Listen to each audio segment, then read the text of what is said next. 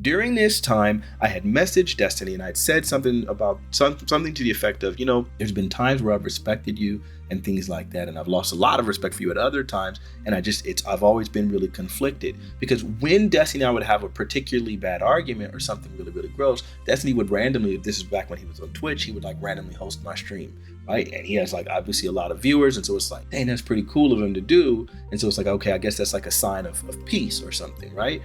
But ultimately, I started realizing, like, bro, I don't care about you hosting me if you're like literally spewing nonsense that's going to lead towards more black harm. Okay, Yes. I'm gonna try to summarize her points, okay? Because I actually think there's a decent amount of merit here, okay? A lot of people in chat are mad, but I think she's arguing pretty well. Actually, better than almost anybody I've seen here, okay? So it's funny, okay? I'm trying my best over here, okay? She makes a lot of compelling arguments, okay? Maybe black men are I definitely agree. fucked. And I think what I finally came to the realization was, after he did all that, I said, hey, you know, I had already started working on a hit piece. I'm like hours in, but I'm like, I would rather have a conversation. But then I started seeing how much he was trolling, and then people started sending me all of the information of like, hey, he's actually justifying what she said. Hey, here's where he says that, you know. I think that the inability to criticize black culture is pretty toxic and pretty pervasive in the United States. I agree that that is a problem, okay?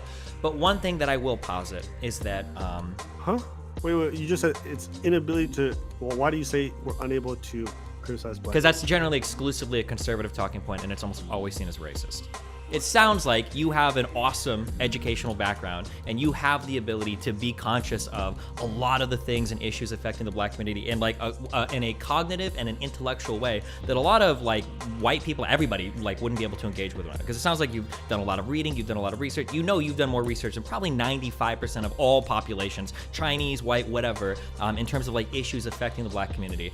You know, he's saying that you were wrong and that she was right and all that stuff. And I realized, okay, so this dude is just going to keep going down this train intentionally because, of course, it's inflammatory. He has a very largely white audience, and they're probably going to lap up a lot of this stuff. And he doesn't mind. It doesn't negatively impact him. In fact, it was like, you know, it's always going to yield towards his growth. And he was having particularly big streams at the time. Gideon was on there. Low Tier God was on there. Abba from Abba Preach was on there. And it was just all sorts of people were joining. And it was like obviously like a pretty... It was like a big explosion. Satan the Sinner ended up debating him about some things. So for me, it was like, yeah, this feels like you're intentionally exploiting black folks in order to make this content, knowing that what she's saying is dishonest. And for me, that was like a deal breaker for me. Originally, I felt like so powerful about having completely dismantled all this woman's argument. And I got a lot of messages about that. But then I got a lot of messages from people who were upset when they were saying things like, yo, this is just Blaxploitation.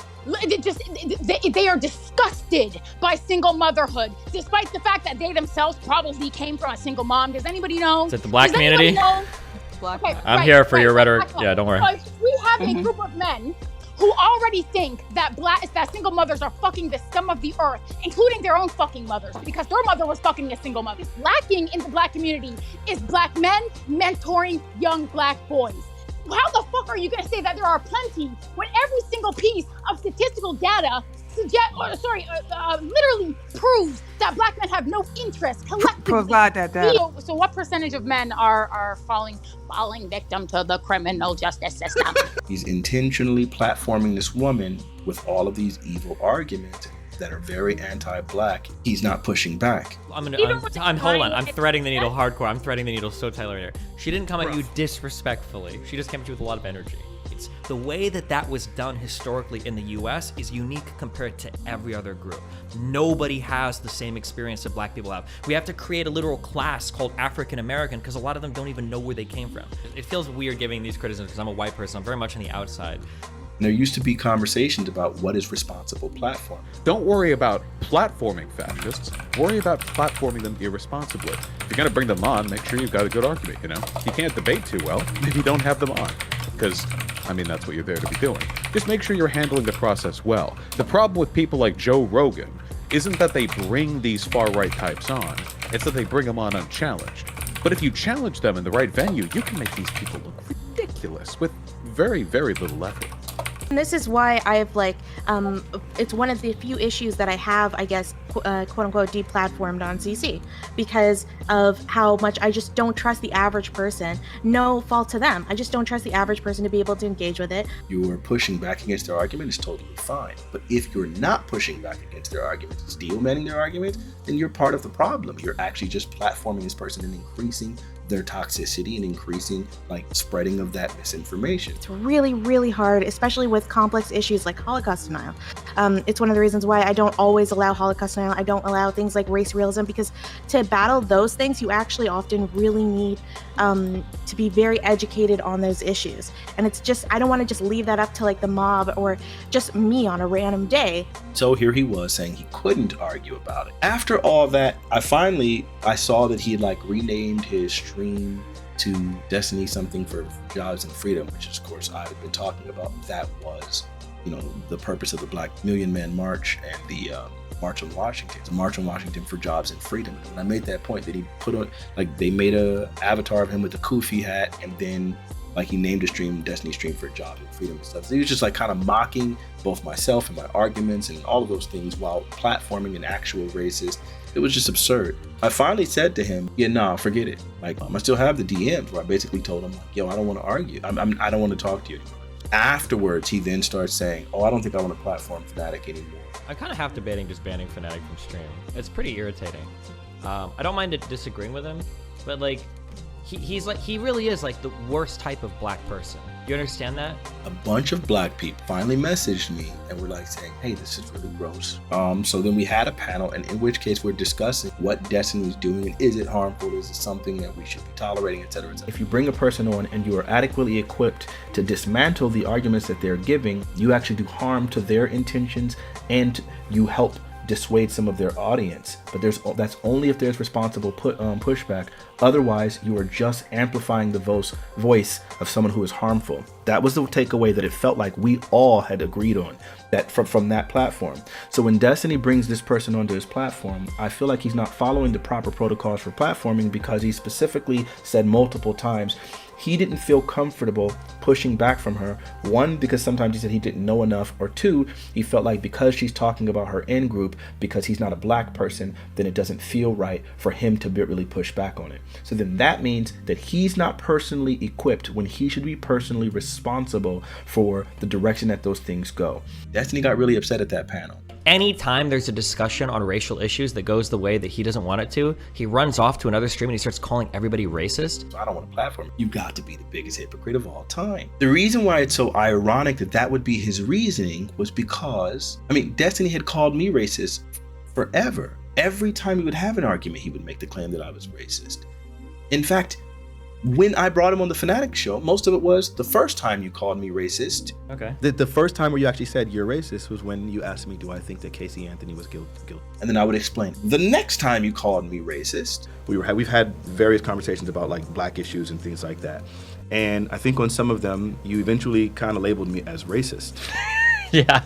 It happened. So we got to kind of walk through that. The final time you called me racist. Well, it sounded like what you said basically was that you wanted to be able to educate your child about things related to the black experience in the United States, and if you were dating somebody that wasn't black, then that parent wouldn't be able to connect with the child. No.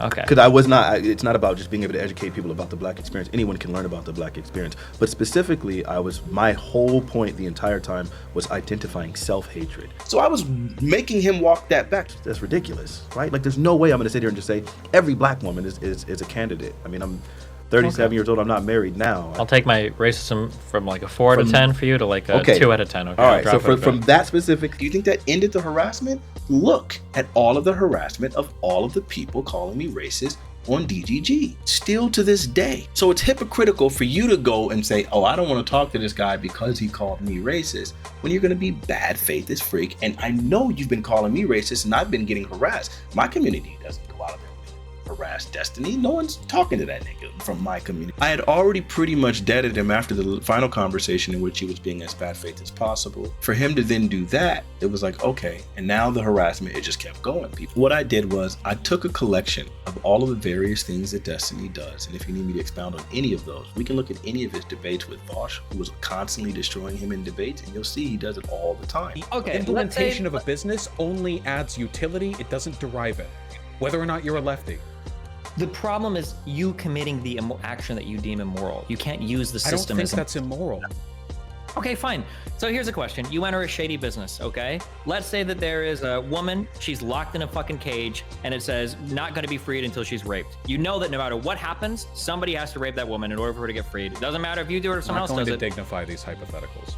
You look at those videos, you look at this combination, and you tell me if this isn't exactly what I'm talking about. It's first, I'm gonna either distort what you're saying, so that way I don't have to actually engage directly with it. I'm saying, you're saying, of the black women that do vote, 95% of them vote for the Democrats. 90. I'm telling you, the voter rate for black women, though, was not 95%. I'm not saying that. That's not what I said. I thought when people walked in the bank, there were guys that had giant fucking markers. When they saw black people, they drew a red line across their forehead and it meant, don't loan money to this guy. That's what I thought it was. I'm gonna completely straw man you.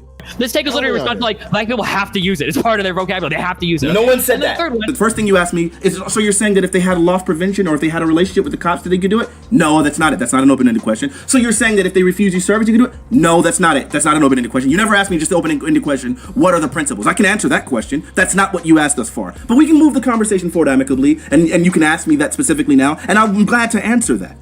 you're trying to build an argument right now where you can provide a justification for some group of people to feel like if they don't get the desired outcome at the ballot box, they can feel oppressed by a government. Like, black artists actually have zero fucking social responsibility whatsoever because the N-word is just part of their culture. So they have to have it in all of their rap songs and in all of their lyrics. Like, they just have to. It's just part of the culture. And Or I'm just gonna go ahead and I'm gonna interrupt you nonstop. Do that. If you ask me specifically, give me the principle required, then I would answer that question. You have not. What you've done is repeatedly, Destiny, what you've done repeatedly is ask me specific examples, and each time it's been something wrong. If you would have asked me, Destiny, do you sensitive and it's personal and you have an argument and all of those things, right? And I get it, we get emotional. Wait, but I'm not being emotional. I'm giving you. I got you, but no. This is literally, I've given you a single social media outlet. No, this was something that was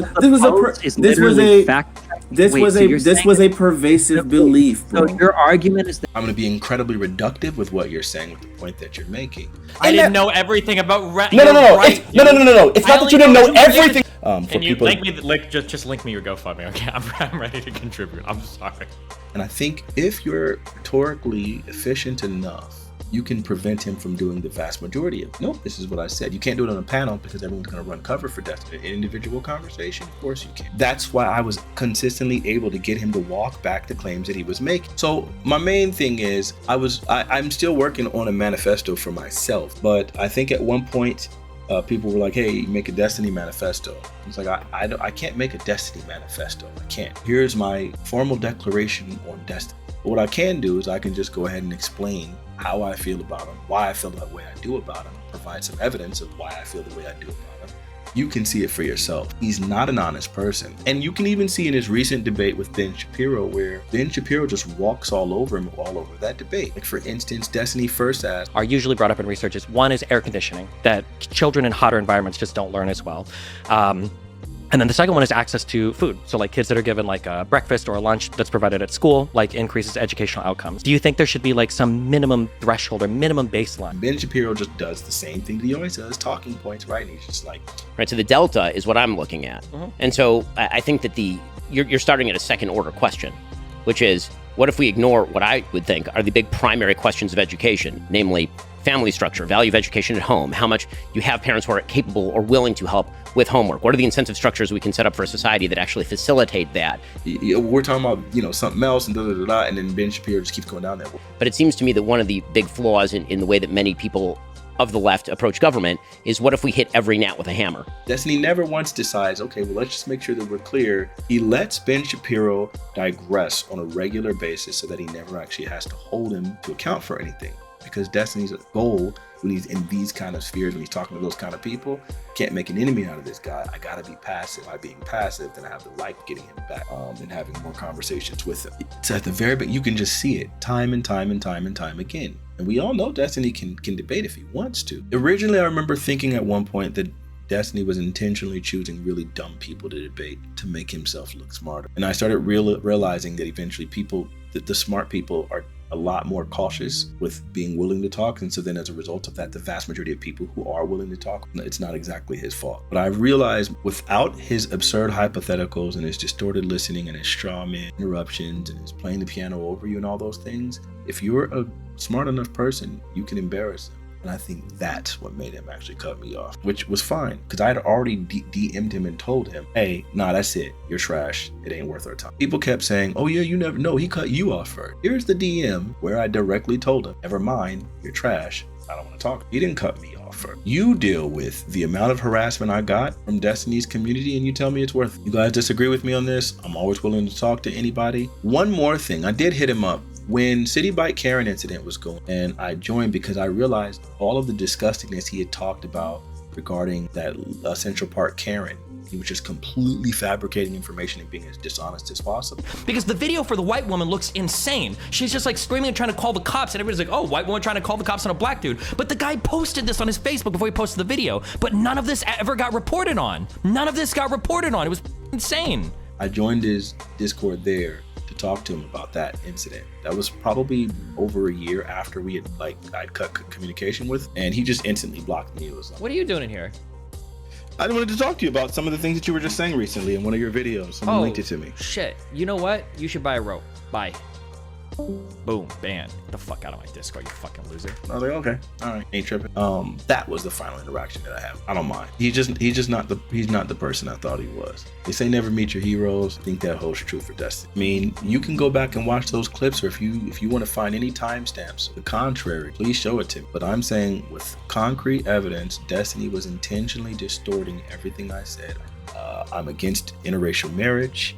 I never said anything remotely close to the idea. I understand what you're saying. When you back off the absolute part of that, I am much more likely to agree.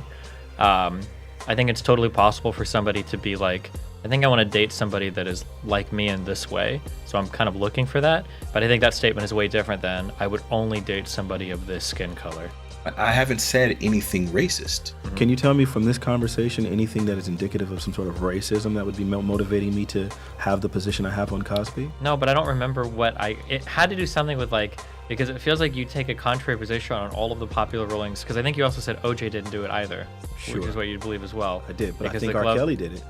Oh, okay, well that's good. All of that comes from Destiny's distorted listening, and the same things he was accusing Vosh of doing, he would misrepresent what Destiny said, but then never actually include clips of what Destiny said. Destiny would do that kind of nonsense, where he would claim, Fanatiq said this and so on and so forth, distort whatever I'm saying. Audience would then inherit all of that distortion. You can't find a single instance of me ever saying I'm against interracial marriage. Never. It's just a Destiny lie. And that kind of harassment has existed this space since he's done it. It doesn't go away. I'm strong enough to handle it because I know that these people don't mean anything in the grand scheme of things. If I had less backbone, it would probably eat at me, and we've seen it. We saw what happened to Professor Flowers and just different people who have encountered that kind of behavior. You encounter DGG, then it gets really gross. And then at that point, I remember doing a video about Destiny, and my channel got flagged until I eventually got a strike on my channel. And Destiny would say, oh yeah, I've never advocated for people to do that, and I've never encouraged people to do that, but I don't have any other enemies in the space. The only person I had any kind of issues with at the time was DGG. Lo and behold, now my channel is getting strikes and stuff. I realize now Destiny is a grifter. He's just one of those people that he's making arguments in order to captivate his audience, but he doesn't genuinely care about any of the topics that he talks about. That's why you should never meet your heroes. If any piece of this video needs to be expounded further, let me know in the comments and I'll go ahead and do so. Peace.